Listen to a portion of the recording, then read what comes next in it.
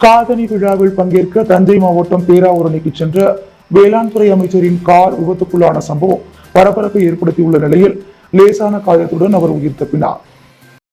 தஞ்சாவூர் மாவட்டம் பேராவூரணியில் ஒரு காதணி விழாவில் கலந்து கொள்வதற்காக புதுச்சேரி வேளாண் துறை அமைச்சர் தேனி ஜெயக்குமார் புதுக்கோட்டை ஆலங்குடி வரகாடு வழியாக ஒரு காரில் பேராவூரணி சென்று கொண்டிருந்தார். அப்போது மாங்காடு பூச்சிக்கடை அருகே பிரிவு சாலையில் திரும்பிய போது ஒரு மோட்டார் சைக்கிளில் மோதாமல் இருப்பதற்காக காரை ஓரமாக நிறுத்த முயன்ற போது சாலையோரம் கிடந்த பெரிய கல்லில் மோதியுள்ளது.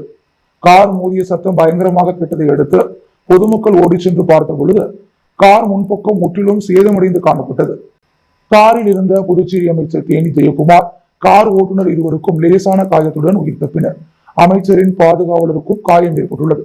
அவர்களை மீட்டு அங்கிருந்தவர்கள் ஆம்புலன்ஸ் மூலம் சிகிச்சைக்காக அனுப்பி வைத்தனர். இந்த சம்பவத்தால் அங்கு பரபரப்பு ஏற்பட்டது.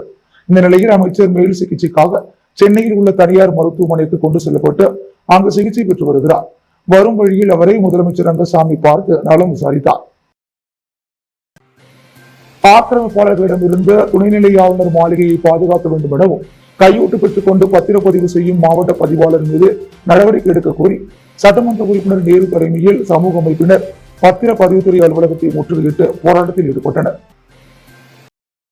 புதுச்சேரி பத்திரப்பதிவு துறையில் நடைபெற்று வரும் லஞ்சம் ஊழலை கண்டித்தும் ஆக்கிரமிப்பாளரிடமிருந்து ஆளுநர் மாளிகையை பாதுகாக்க வேண்டும், கையூட்டு பெற்றுக் கொண்டு பத்திரப்பதிவு செய்யும் மாவட்ட பதிவாளர் தயாளனை பதவி நீக்கம் செய்ய வேண்டும் என வலியுறுத்தி சட்டமன்ற உறுப்பினர் நேரு தலைமையில் சமூக அமைப்பினர் 50க்கும் மேற்பட்டோர் கண்டன கோஷங்களை எழுப்பியவாறு பேரணியாக சென்று சாரத்தில் உள்ள மாவட்ட பதிவாளர் அலுவலகத்தை முற்றுகையிட்டு போராட்டத்தில் ஈடுபட்டனர். தொடர்ந்து மாவட்ட பதிவாளர் அலுவலகம் உள்ளே சென்ற போராட்டக்காரர்கள் பதிவாளர் அலுவலகம் முன்பு தரையில் அமர்ந்து கண்டன கோஷங்களை எழுப்பி தர்ணா போராட்டத்திலும் ஈடுபட்டனர். இதனையடுத்து சம்பவ இடத்திற்கு வந்த போலீசார் போராட்டத்தில் ஈடுபட்ட சட்டமன்ற உறுப்பினர் நேருவிடம் சமாதான பேச்சுவார்த்தை நடத்தினார். ஆனாலும் அதனை ஏற்க மறுத்து தொடர்ந்து கோஷங்களை எழுப்பியவாறு போராட்டத்தில் ஈடுபட்டனர். தொடர்ந்து போலீசார் நடத்திய பேச்சுவார்த்தையில் போராட்டக்காரர்கள் அங்கிருந்து கலைந்து சென்றனர்.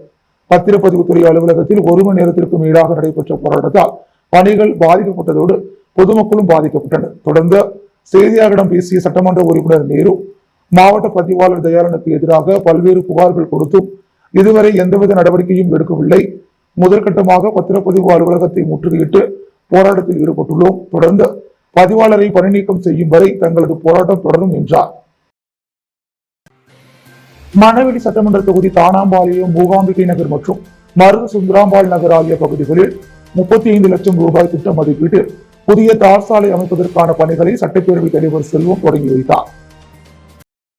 தானாம்பாளையம் பகுதியில் உள்ள மூகாம்பிகை நகர் மற்றும் மருது சுந்தராம்பாள் நகர் ஆகிய பகுதிகளில் சாலை மற்றும் வடிகால் வசதிகள் இல்லாமல் அப்பகுதி மக்கள் மிகுந்த சிரமத்திற்கு உள்ளாகினர். சட்டப்பேரவைத் தலைவர் இது தொடர்பாக உரிய நடவடிக்கை எடுத்து முதற்கட்டமாக மூகாம்பிகை நகரில் கழிவுநீர் வாய்க்கால் வசதியை ஏற்படுத்தி தந்தார். அதனைத் தொடர்ந்து அரியாங்குப்பம் கொம்யூன் பஞ்சாயத்து மூலம் தனது தொகுதி மேம்பாட்டு நிதியிலிருந்து மூகாம்பிகை நகர் மற்றும் மருது சுந்தராம்பாள் நகர் ஆகிய பகுதிகளில் புதிய தார் சாலை அமைப்பதற்கு அரசாணை பெற்றுத் தந்தார். இதன்படி பணிகளை துவங்கும் முகமாக பணிகளுக்கான பூமி பூஜை சட்டப்பேரவைத் தலைவர் ஏம்பலம் செல்வம் முன்னிலையில் மூகாம்பிகை நகர் மற்றும் மருது சுந்தராம்பாள் நகர் ஆகிய பகுதிகளில் நடைபெற்றது.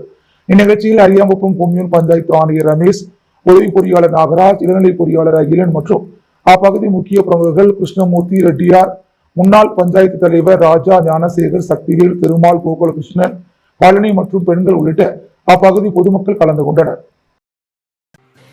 அங்கன்வாடி உதவியாளருக்கு வழங்க வேண்டிய நிலுவைத் தொகை மற்றும் பணிப்படை மீதான வழக்கை திரும்பப் பெற கோரி ஓய்வு பெற்ற அங்கன்வாடி ஊழியர்கள் காத்திருப்பு போராட்டத்தில் ஈடுபட்டனர்.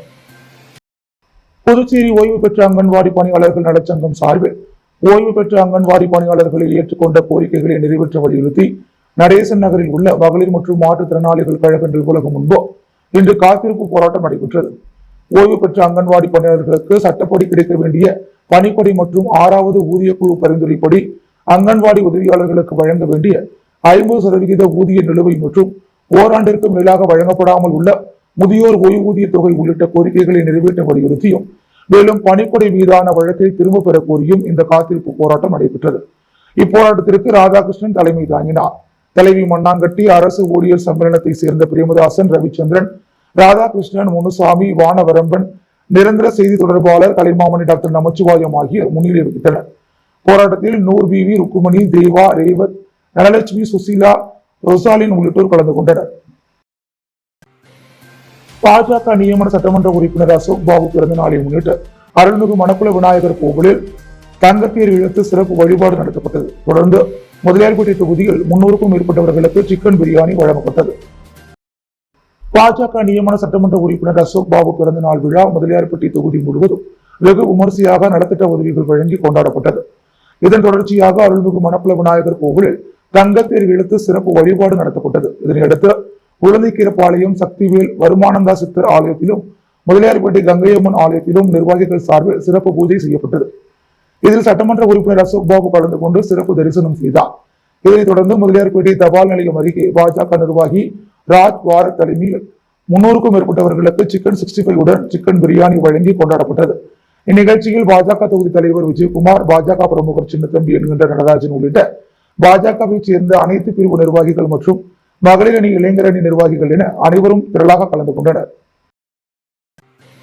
பெட்டி செமினார் சிபிஎஸ்இ பள்ளியில் சாதனை புத்தகம் மற்றும் சாதனையாளர்கள் புத்தகத்தில் இடம்பெற்ற பல்வேறு சாதனைகளை மேற்கொண்ட மாணவர்களுக்கு பாராட்டு விழா நடைபெற்றது. புதுச்சேரி மூலக்குளம் பெட்டி செமினார் சிபிஎஸ்இ பள்ளி மாணவர்கள் பல்வேறு சாதனைகளை நிகழ்த்தி வருகின்றனர். அதன் ஒரு பகுதியாக பள்ளி 7ஆம் வகுப்பு மாணவன் சாய் பிரணவ் கண்கள் கட்டப்பட்ட நிலையில் 6 நிமிடத்தில் விமானவியல் தொடர்பான 100 குழப்பமான சொற்களை வாசித்தார். தொடர்ந்து 4ஆம் வகுப்பு மாணவர் தர்ஷித், எல்கேஜி மாணவி சமீரா ஆகியோர் பல்வேறு சாதனைகளை நிகழ்த்தினர். அவர்களுக்கு பாராட்டு விழா பள்ளியில் நடைபெற்றது. பள்ளி முதல்வர் பாஸ்கல் ராஜ் தலைமை தாங்கினார். சிறப்பு விருந்தினர்கள் சபாநாயகர் செல்வம், வேளாண் துறை மேற்பார்வையாளர் செல்வ சரவணன் ஆகியோர் மாணவர்களை பாராட்டினர். நிகழ்ச்சியில் ஆசிரியர்கள், பெற்றோர்கள் கலந்து கொண்டனர். புதுச்சேரியில் சூறை காற்றுடன் பெய்த கனமழைக்கு சாலையோரம் வைக்கப்பட்டிருந்த பேனர் விழுந்து ஒருவர் காயமடைந்தார். புதுச்சேரியில் நேற்று இரவு 8 மணி அளவில் சூறை காற்றுடன் கனமழை கொட்டியது. சாலையில் சென்ற வாகன ஓட்டிகள் திடீர் மழை காரணமாக கடைகளில் தஞ்சம் புகுந்தனர்.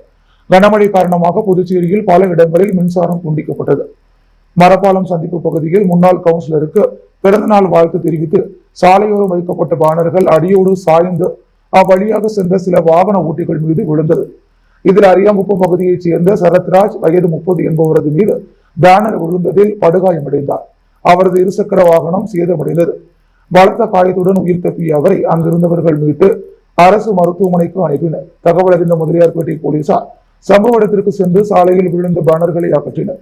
மேலும் ஈசிஆரில் கொக்கு பார்க் அருகே மின்கம்பம் முறிந்து விழுந்தது. வில்லியனூர் தொகுதிக்குட்பட்ட வி மணவெளி கிராமத்தில் 3 இடங்களில் ரூபாய் 36 லட்சம் மதிப்பீட்டில் 3 சிறிய பாலங்கள் அமைக்கும் பணியினை எதிர்க்கட்சித் தலைவர் சட்டமன்ற உறுப்பினர் சிவா பூமி பூஜை செய்து துவக்கி வைத்தார். வில்லியனூர் சட்டமன்ற தொகுதிக்குட்பட்ட வி மணவெளி கிராமத்தில் மணிமேகலை நகர், பாலாஜி நகர் மற்றும் பாலாஜி நகர் விரிவாக்கம் ஆகிய பகுதிகளை இணைக்கும் வகையில் ஆத்து வாய்க்கால் கிளை வாய்க்காலின் குறுக்கே 3 இடங்களில் பொதுப்பணித்துறை மூலம் ரூபாய் 36,26,000 மதிப்பீட்டில் சிறிய பாலம் அமைக்கும் பணிக்கான பூமி பூஜை நிகழ்ச்சி நடைபெற்றது.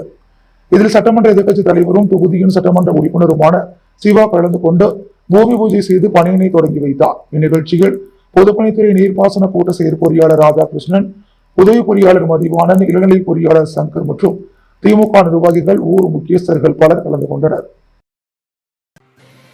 கஸ்டம்ஸ் அதிகாரி போல் பேசி புதுவை நபரை 50 லட்சம் ரூபாய் ஏமாற்றி மோசடி செய்த நபரை சைபர் கிரைம் போலீசார் தேடி வருகின்றனர்.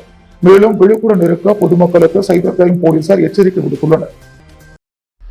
ஃப்ரெண்ட் ரெக்வெஸ்ட் அனுப்பி நண்பராகி பார்சலில் விலை உயர்ந்த பரிசு பொருட்கள் அனுப்பி இருப்பதாக கூறியும் கஸ்டம்ஸ் அதிகாரி போல் பேசியும் புதுச்சேரி நபரிடம் ரூபாய் 5 லட்சம் மோசடி செய்யப்பட்டுள்ளது. இது குறித்து புதுச்சேரி இணையவழி குற்றப்பிரிவு காவல் நிலையம் சார்பில் வெளியிட்டுள்ள விழிப்புணர்வு எச்சரிக்கை பதிவில் புதுச்சேரியைச் சேர்ந்த நபர் ஒருவர் பேஸ்புக் பயன்படுத்தி வந்துள்ளார். அவருக்கு வெளிநாட்டில் இருந்து முகம் தெரியாத நபர் ஒருவர் ஃப்ரெண்ட் ரெக்வெஸ்ட் அனுப்பியுள்ளார். அதை ஏற்ற இவர் அவருடன் நட்பாக பேசி பழகியுள்ளார். பின்னர் இவருக்கு விலை உயர்ந்த பரிசு பொருட்கள் அனுப்புவதாக கூறியுள்ளார். மேலும் பரிசு பொருட்கள் உள்ள பார்சலின் புகைப்படத்தையும் இவருக்கு அனுப்பியுள்ளார். பின்னர் 2 நாட்களுக்கு பிறகு டெல்லி கஸ்டம்ஸ் அலுவலகத்தில் இருந்து பேசுவதாக கூறி இவருக்கு ஒரு அழைப்பு வந்துள்ளது. அதில் பேசிய நபர் இவருக்கு வந்துள்ள பார்சலில் விலை உயர்ந்த பொருட்கள், ஆபரணங்கள் மற்றும் வெளிநாட்டு பணம் உள்ளதாகவும் இவை அனைத்தும் அனுமதி இல்லாமல் அனுப்பப்பட்டது என்று கூறி இவரை கைது செய்ய இருப்பதாகவும் கூறியுள்ளனர். இதனால் பயந்து போன இவர் தன்னை கைது செய்யாமல் இருப்பதற்காக அவர்கள் கூறிய வங்கி கணக்கிற்கு ரூபாய் 5 லட்சத்தை குற்றவாளிக்கு அனுப்பியுள்ளார். எனவே இணையவழி குற்றப்பிரிவு காவல் நிலையம் எச்சரிப்பது என்னவென்றால் பேஸ்புக், இன்ஸ்டாகிராம், ஸ்னாப்சாட், வாட்ஸ்அப் போன்ற சமூக வலைத்தளங்கள் மூலம் அறிமுகம் இல்லாத நபர்களிடமிருந்து வரும் அழைப்பினை ஏற்க வேண்டாம், ஃப்ரெண்ட் ரெக்வெஸ்ட் ஏற்க வேண்டாம், அவர்கள் கூறும் ஆசை வார்த்தைகளை நம்ப வேண்டாம் என கேட்டுக்கொள்கிறோம் என்று அதில் கூறப்பட்டுள்ளது. புதுச்சேரி ஹார்ட்ஃபுல்னஸ் தியான மையத்தில் நடைபெற்ற உலக யோகா தின கொண்டாட்டத்தில் சட்டமன்ற உறுப்பினர் சிவசங்கர் பங்கேற்று சிறப்பித்தார். ரெட்டியார்பாளையம் கம்பன் நகரில் அமைந்துள்ள ஹார்ட்ஃபுல்னஸ் தியான மையத்தில் சர்வதேச யோகா தினத்தை மையப்படுத்தி 3 நாட்கள் தொடர்ந்து யோகாசனங்களும் தியான பயிற்சியும் இலவசமாக பொதுமக்களுக்கு அளிக்கப்பட்டன. இதில் 130 பேர் கலந்து கொண்டு பயன்பெற்றனர். 21 ஜூன் 2025 அன்று மாலை பிரத்யேகமாக உலக யோகா தினத்தை கொண்டாடும் வண்ணம் பயிற்சிகளுடன் கூடிய விழாவும் நடத்தப்பட்டது. கூட்டத்திற்கு உழவர்கரை தொகுதி சட்டமன்ற உறுப்பினர் சிவசங்கர் தலைமை தாங்கினார். புதுச்சேரி வர்த்தகர் கூட்டமைப்பின் தலைவர் பாபு முன்னிலை வகித்தார். ஹார்ட்ஃபுல்னஸ் நிறுவனத்தின் புதுச்சேரி மற்றும் தமிழ்நாடு மாநில ஒருங்கிணைப்பாளர் பிரகாஷ் சிறப்புரை வழங்கினார். பயிற்சியாளர் பெரியாண்டி வரவேற்பை நிகழ்த்தினார். மண்டல ஒருங்கிணைப்பாளர் ஹரிகிருஷ்ணன் வாக்குரை வழங்கினார். 3 நாள் யோகா பயிற்சி வகுப்புகளை பிரகான் மற்றும் புவனேஸ்வரி நடத்தினர். மைய ஒருங்கிணைப்பாளர் பத்மபிரியா மற்றும் மூத்த பயிற்றுனர் சித்தானந்தம், பயிற்றுனர் மான்சி, சுந்தரி, நித்யா மற்றும் தன்னார்வலர்கள் முருகன், ரமேஷ், பூரணி, மௌனிகா, நிலா மற்றும் இளைஞர்கள் புவிராஜ், கீர்த்தி, மகேந்திரன், சுமித்ரா மற்றும் சந்தோஷ் இதர தன்னார்வலர்கள் நிகழ்ச்சிக்கான ஏற்பாடுகளை செய்திருந்தனர். இவ்வகை யோகா கலைகள் இந்தியாவில் பண்டைய காலங்களில் குரு சிஷ்ய முறையில் அனைவருக்கும் கற்பிக்கப்பட்டுள்ளது. இதன் மூலம் ஆச்சரியப்படத்தக்க வகையில் இந்தியாவில் கலை, அறிவியல், ஆன்மீகம், வாழ்வியல், பொருளாதாரம் வளர்ச்சி பெற்றிருந்துள்ளது. அதனால் இவைகள் இன்றும் இந்தியாவின் தொன்மை மிகு, பெருமை மிகு கலாச்சார அடையாளங்களாக கருதப்படுகின்றன.